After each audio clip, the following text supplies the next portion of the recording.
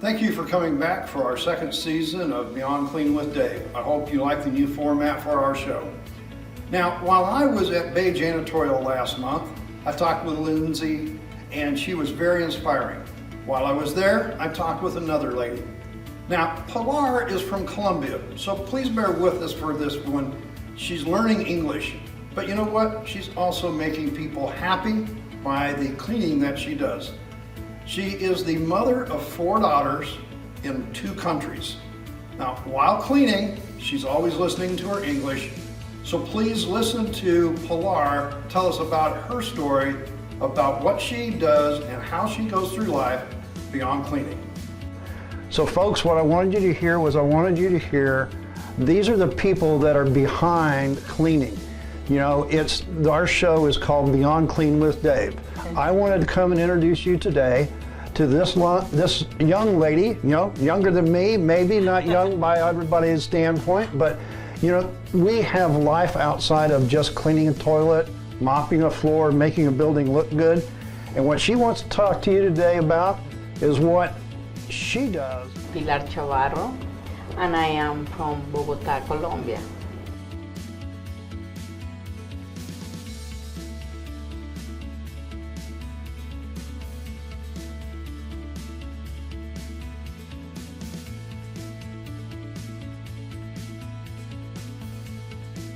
And I work for Bay Janitorial Services.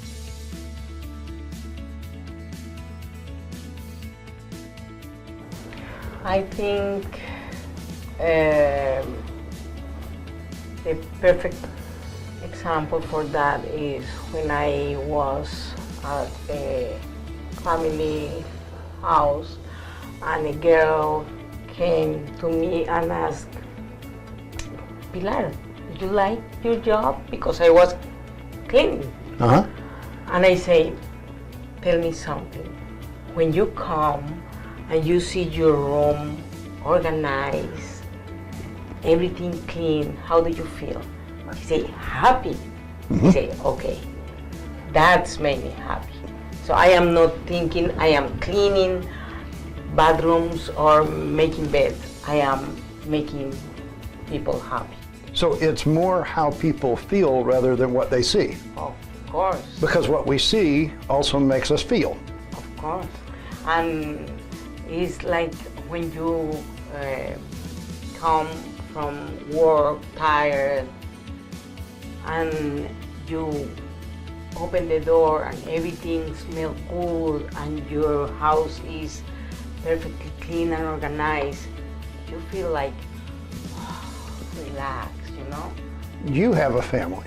You don't just clean their house, you have to live life. Yes, and you know what? I am from Colombia and I am here living with an American family. Okay. And this family make me feel like it's my real family here. They make me feel they really love me and my daughters. So they're looking out for you as well as you're now looking out for other people in what you do.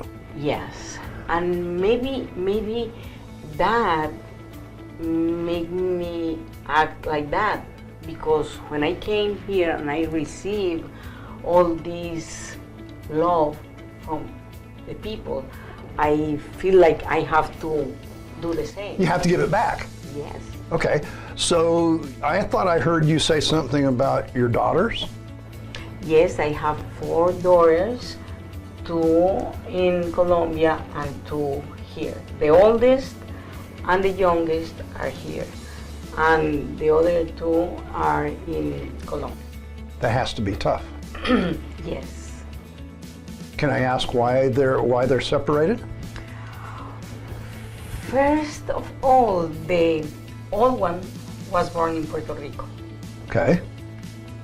That's why all this history began, because she was born in Puerto Rico and is a U.S. citizen. Okay.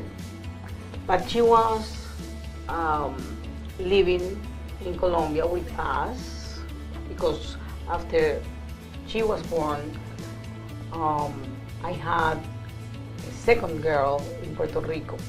Her name was Margarita, and she was born with a brain tumor. Oh. And doctors in Puerto Rico say there is nothing to do. Okay. So in that moment, we go back to Colombia. Only with the hope to stay with, the family because it was a difficult moment.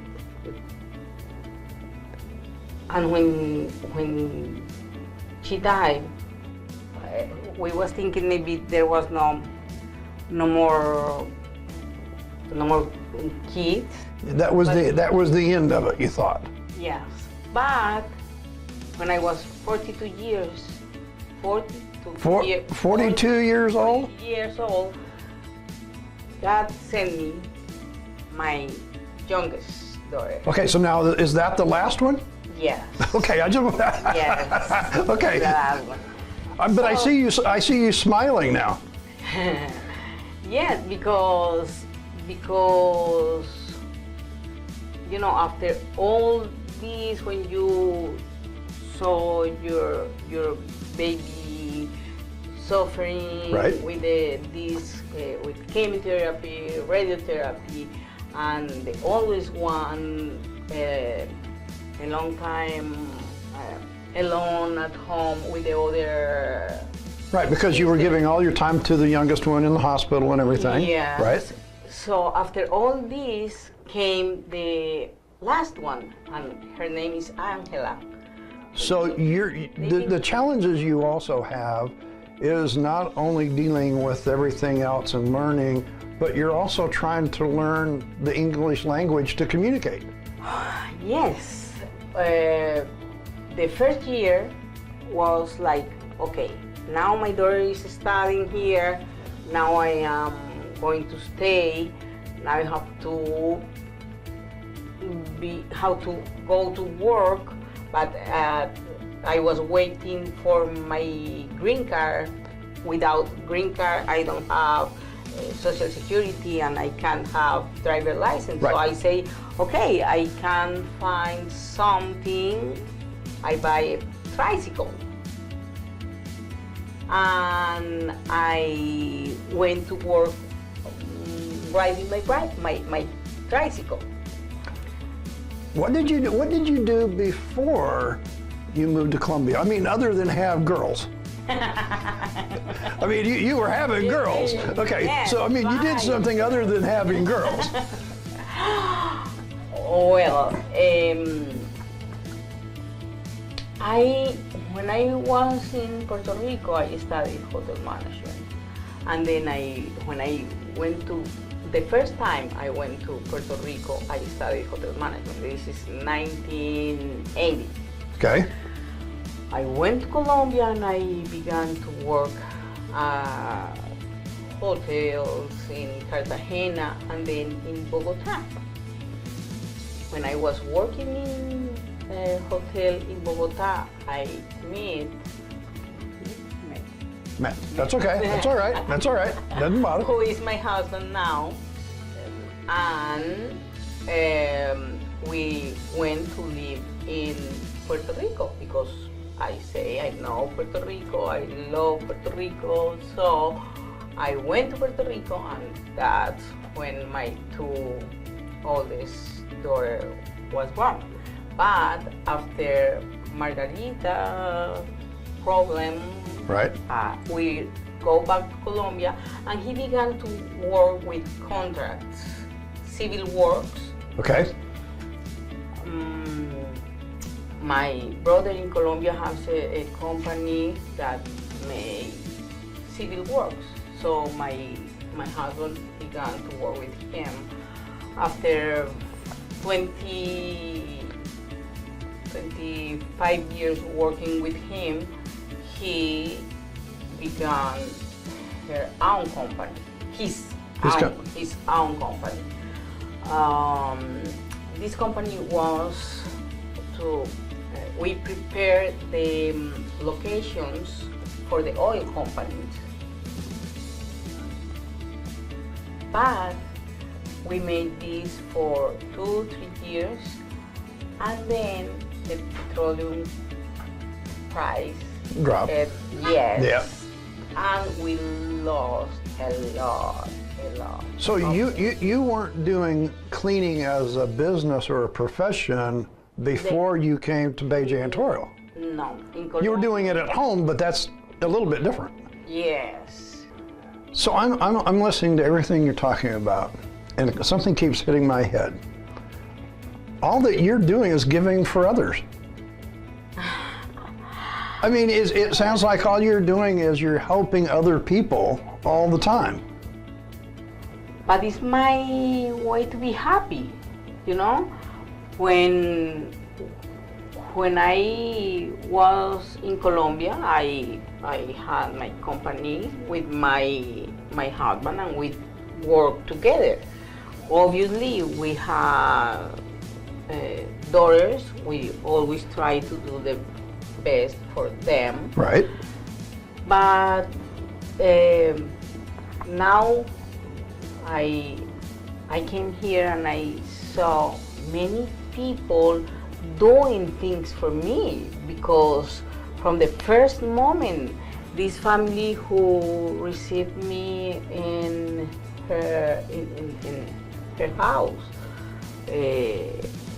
she is like, I think I am only trying to do the same that the people is doing for me. So you're giving back what other people give you. Yes. So, and this is something I ask everybody, and you might not, I didn't tell you that I was going to ask you this. Give me one thing that you want to do in your future. Just one thing you really, really want to do. You know, some people call it a bucket list. You know, that thing you want to do before you're not here. To have my husband and my daughters here. Yes, because I feel like they deserve to be here and to have the opportunity to work and study and feel this. To feel the feeling that you're feeling. Yes. You know, I think you heard it as well as I did. Pilar is a lady of giving. She's been giving to her daughters and to the clients that she services as well. You know, Pilar and her husband had a company. They provided for their family and their clients. Now she's in another country, and she's still doing the same thing. She's learning a language, raising 2 daughters by herself. You know, we here at Beyond Clean with Dave would like to hear more stories like this. I'm sure you would too. So please get in touch with me, beyondcleanwithdave.com, or send me an email at dthompson@academyofcleaning.com. We want to get your story on our show so people can hear it. But I'm off to make another video of another person right now because I've got more people lined up. Just want to add yours to it. Please send something to me.